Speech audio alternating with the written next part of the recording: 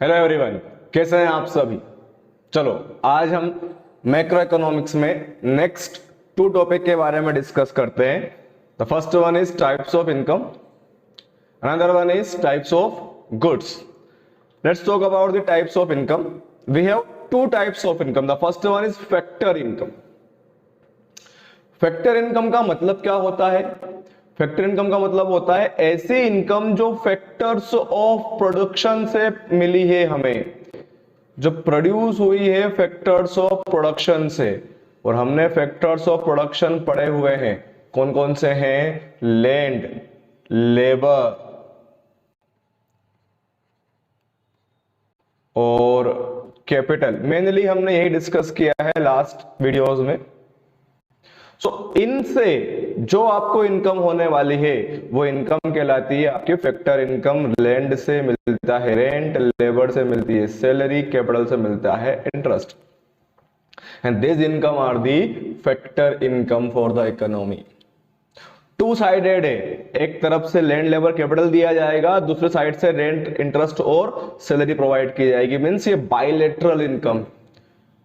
इसकी वजह से इकोनॉमी में ग्रोथ होगी क्योंकि गुड्स एंड सर्विस प्रोडक्शन में हेल्प होगी। तो इस इनकम को हम कौन सी इनकम बोलते हैं? फैक्टर इनकम बोलते हैं। डेफिनेशन देखें फैक्टर इनकम की।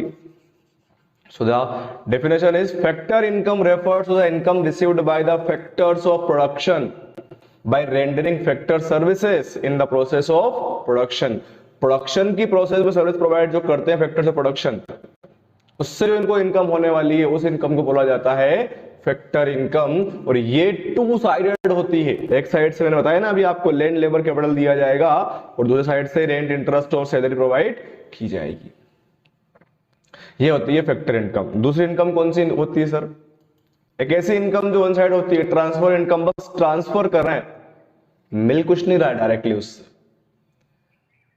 कौन सी हो सकती है सर वो? Transfer income refers to income received from the government programs और transfer from individual such as social security और अनएम्प्लॉयमेंट बेनिफिट्स। आपको इसका क्लासिक एग्जांपल दे दो, स्कॉलरशिप जो स्टूडेंट आपको मिलती है। स्कॉलरशिप ट्रांसफर इनकम है, वन साइडेड इनकम है, because you are not providing the factors of production in the process of goods and service production. Goods and service के प्रोडक्शन में आप कुछ दे ही नहीं रहे हो डायरेक्टली, आप बस ले ही रहे हो। आपकी इनकम है, आपको पैसा आ रहा है, आपको सब्सिडी मिलती है, आपको स्कॉलरशिप मिलती है, आपको पेंशन मिलती है एज अ गवर्नमेंट एम्प्लॉय और परमानेंट एम्प्लॉय, या फिर गवर्नमेंट को टैक्स मिलता है। This all are the one sided income. जिस पर्टिकुलर ईयर में ये प्रोवाइड की जा रही है उस पर्टिकुलर ईयर में उसको डायरेक्टली बेनिफिट कुछ मिल नहीं रहा है, उससे कुछ भी गुड्स एंड सर्विस प्रोड्यूस नहीं हो रही है। इसलिए उस इनकम को कौन सी इनकम बोला जाता है? इसलिए उस इनकम को ट्रांसफर इनकम बोला जाता है। ऐसी इनकम जो क्या होती है इकोनॉमी में, वन साइड होती है, डायरेक्टली इसका कोई बेनिफिट इकोनॉमी में मिलने वाला नहीं है, इसलिए उसको ट्रांसफर इनकम बोला जाता है। Keep in mind that when we are going to calculate national income, हम केवल ये वाली इनकम ही कंसिडर करेंगे।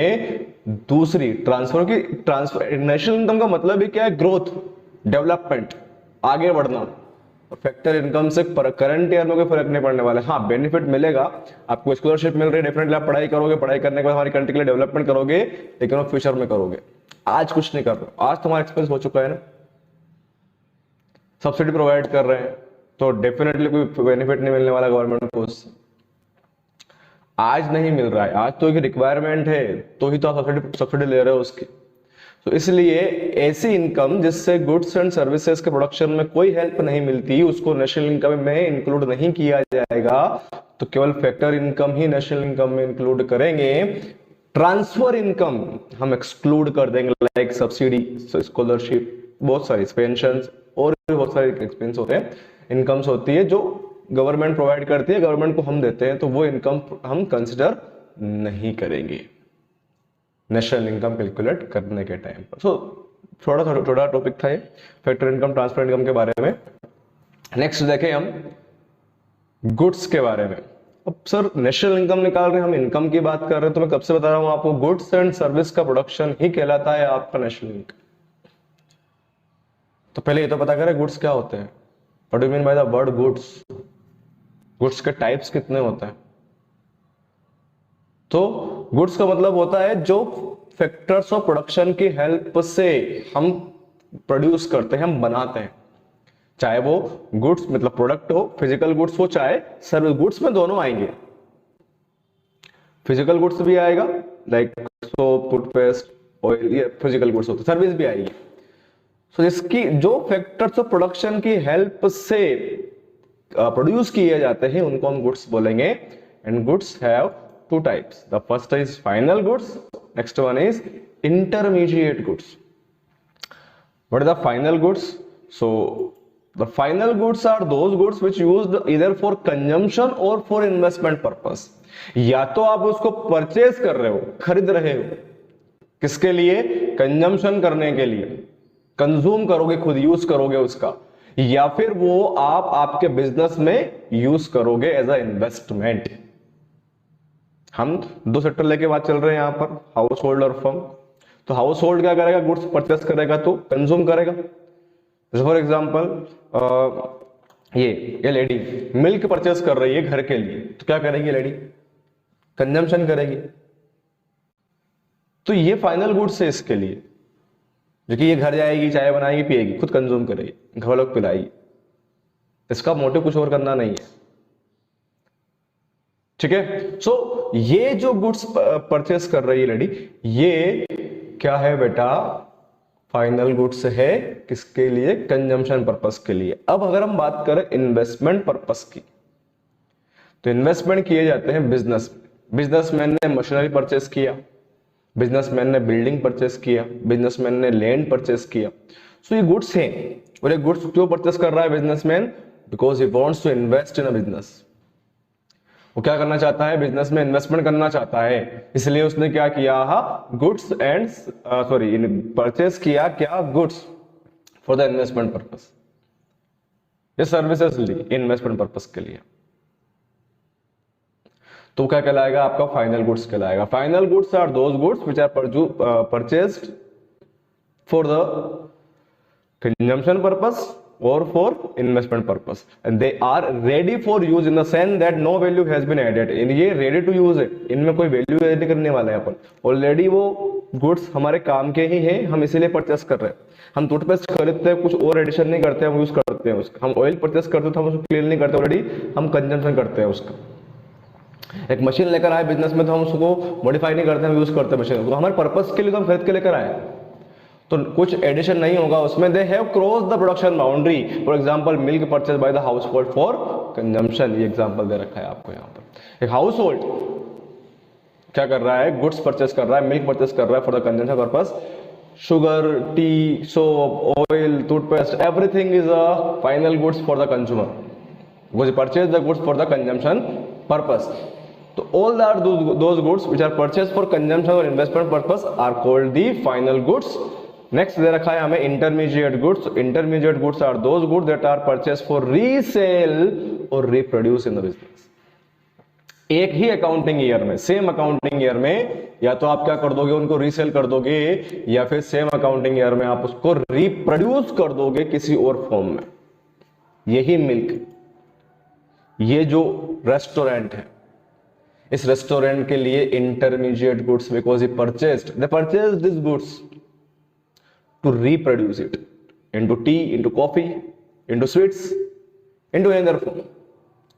यही मिल्क इस रेस्टोरेंट के लिए चाय में कन्वर्ट हो सकता है, कॉफी में कन्वर्ट हो सकता है, स्वीट्स में कन्वर्ट हो सकता है, मतलब मिठाई में कन्वर्ट हो सकता है, और ये मिल्क उसके लिए इंटरमीडिएट गुड्स बन जाएगा, क्योंकि वो बंदा परचेस कर रहा है इसको फॉर द रिप्रोड्यूस। और ये ऊपर वाले पिक्चर में देखें अपन, जो सामने वाला बंदा बेच रहा है, उस बेचने वाले बंदे के लिए ये कौन सा गुड्स है, इंटरमीडिएट गुड्स है, जो कि वो क्या कर रहा है, इसको परचेस कर रहा है फॉर द रीसेल पर्पस।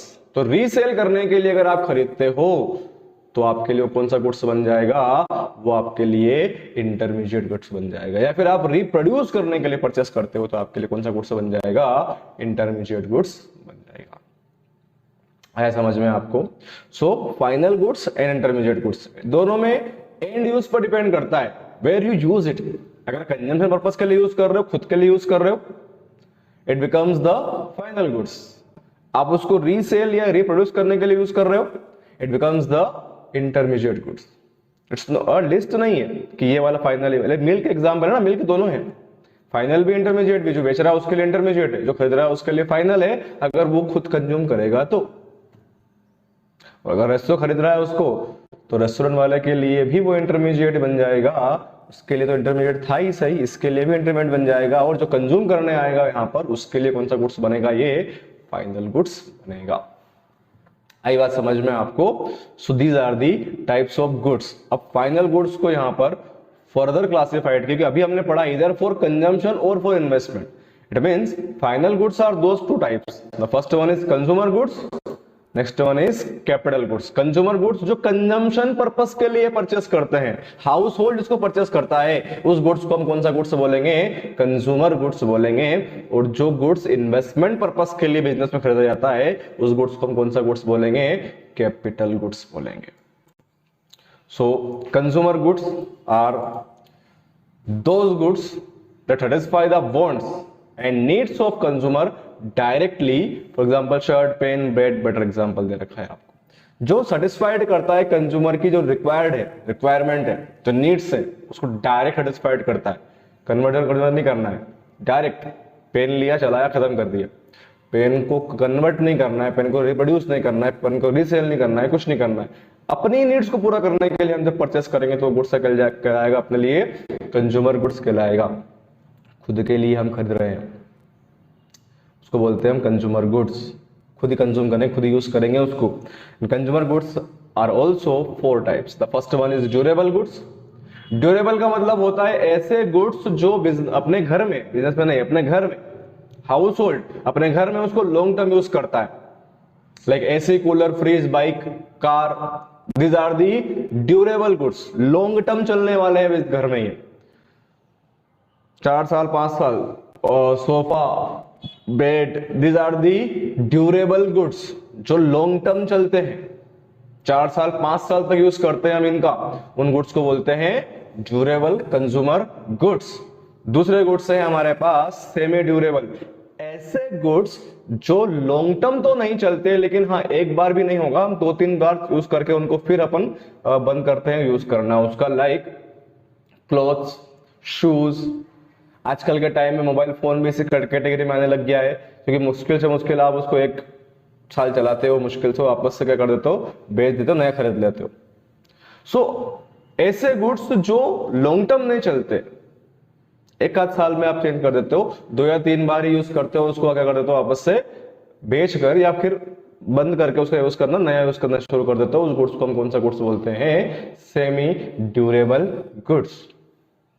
और ऐसे गुड्स जो आप केवल 1 ही बार यूज कर सकते हो, डबल आप यूज नहीं करते हो और नहीं कर सकते हो उसको, वो गुड्स कहलाते हैं non durable. Like toothpaste, like oil, like soap.